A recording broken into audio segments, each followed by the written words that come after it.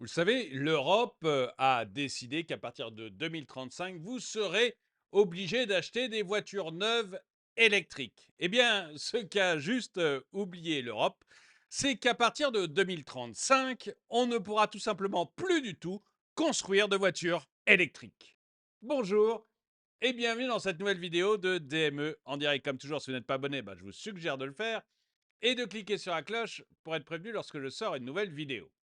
Oui, en 2035, ce sera probablement la fin de la voiture électrique, tout simplement parce qu'on ne pourra plus en construire. Je sais, la nouvelle peut vous paraître surprenante. Elle m'a aussi énormément surpris, mais vous savez que on a besoin pour fabriquer des voitures électriques de différents métaux. Et il y en aura un qu'on n'aura probablement plus en assez grande quantité pour construire ces fameuses voitures électriques.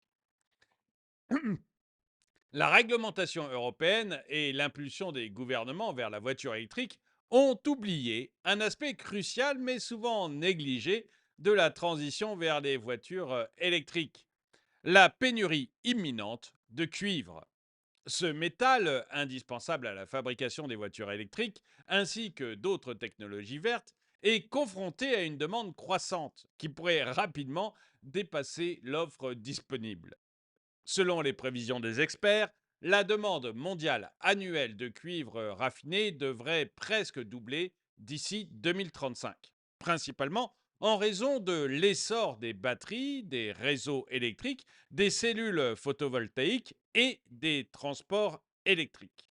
Cependant, les cours actuels du cuivre ne sont pas suffisamment incitatifs pour encourager de nouveaux investissements vers des projets miniers, ce qui pourrait entraîner une pénurie à court et moyen terme. À long terme, on trouvera de nouvelles mines, on ira creuser pour faire de nouvelles mines, mais il faut que les prix du cuivre augmentent. Mais là aussi, si les prix du cuivre augmentent, eh bien, le prix des batteries va augmenter. Le prix de toute l'électricité verte qu'on essaye de produire va augmenter. En fait, l'augmentation du prix du cuivre, s'il a lieu, permettra de trouver des nouvelles mines, mais mettre une mine en chantier, ça ne se fait pas du jour au lendemain. Donc, à long terme, ça permettra peut-être de passer le cap. Mais même chose, comme vous aurez une augmentation des prix du cuivre, eh ben, vous aurez une augmentation des prix de tout ce qui contient du cuivre, donc des voitures électriques elles aussi. C'est merveilleux, comme le réel nous rappelle sans arrêt à lui. Cette situation soulève des inquiétudes majeures pour l'avenir de l'industrie automobile électrique. Les véhicules électriques nécessitent en moyenne 4 fois plus de cuivre que les véhicules thermiques. Et la demande de cuivre pour ces voitures devrait être multipliée par 10 d'ici 2030. Et voyez, là aussi, c'est là qu'on voit qu'il n'y a eu aucune étude faite par l'Union européenne ou par nos dirigeants, parce qu'encore une fois, il y a la commission où ils sont totalement nuls, ça on est d'accord, mais il ne faut pas s'exonérer non plus. C'est-à-dire qu'Emmanuel Macron, qui pousse au maximum dans ce genre de choses, je veux dire, on voit qu'il n'y a eu aucune étude d'impact. La commission a décidé plus de voitures neuves non électriques à partir de 2035. Le Parlement européen a voté la même chose. Les chefs d'État, dont Emmanuel Macron, ont donné leur accord. Et personne n'a pensé à faire une étude d'impact. C'est ce que nous avait révélé, vous vous rappelez, le patron de Renault. J'avais fait une voiture, une voiture. J'avais fait une vidéo là-dessus. Et le patron de Renault avait dit, visiblement, il n'y a pas eu d'étude d'impact parce que ça va être quasiment impossible à réaliser. Et là, alors j'avais mis sur la puissance électrique qu'il fallait. On n'aura jamais assez d'électricité pour recharger les voitures, même pour le plan 2030 d'Emmanuel Macron. Donc là, c'est hors euro, c'est purement Emmanuel Macron. Même son plan 2030, il n'y a pas assez d'électricité en France pour pouvoir fournir l'électricité dont on a besoin.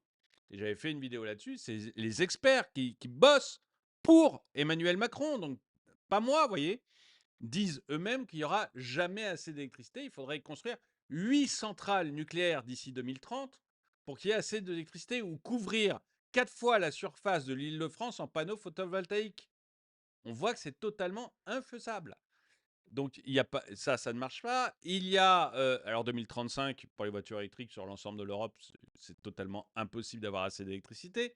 Tous les experts de l'électricité sont clairs là-dessus, hein.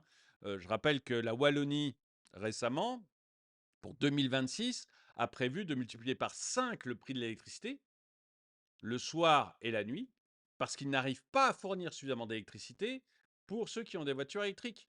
Donc pour éviter qu'ils aillent recharger leur voiture électrique le soir et la nuit, la Wallonie va multiplier par 5 le prix de l'électricité en 2026. Vous voyez qu'on est vraiment, et vous, en allumant votre lampe, même si vous n'avez pas de voiture électrique, votre prix de l'électricité va être multiplié par 5 le soir en Wallonie. Donc on voit que tout ça, en fait, a été fait n'importe comment, sans étude d'impact. Et là, on revoit le problème des études d'impact. Si les hommes politiques, au lieu de prendre des décisions pour avoir des badges verts, pour avoir ces satanés badges, on pense bien. Si au lieu de faire ça, ils avaient fait des études d'impact, il aurait été clair qu'il n'y avait pas assez de cuivre, par exemple. Je- Comment on peut voter des lois? Comment on peut prendre des décisions aussi lourdes sur l'ensemble de la filière automobile? C'est lourd pour vous en tant que client, mais c'est lourd, c'est extrêmement lourd pour toute la filière automobile. Et encore une fois, la filière automobile, c'est le premier employeur d'Europe. Comment on peut prendre des décisions aussi lourdes en termes d'emploi, en termes d'investissement, en termes de finances même publiques, sans avoir fait d'études d'impact? Ces gens sont fous. Ces gens ne sont plus des dirigeants politiques, ne sont plus ce sont des prêtres. Alors, tous les prêtres ne sont pas des fous, hein, ne me faites pas dire ce que je n'ai pas dit, mais ce sont des prêtres dans le sens où ils ont une foi en Gaïa, une foi en la terre nourricière, une foi en l'écologie qui est religieuse. Et au lieu de réfléchir, ils se comportent comme des prédicateurs. Voilà ce que je voulais dire par prêtre. Ce sont des prédicateurs. Ils réfléchissent pas, ils nous envoient le message de l'écologie sans avoir réfléchi aux conséquences de ce qu'ils décident. Franchement, il est temps de les virer, hein. Il est temps de mettre des gens compétents et surtout sensés à leur place. C'est pas possible de continuer comme ça, hein.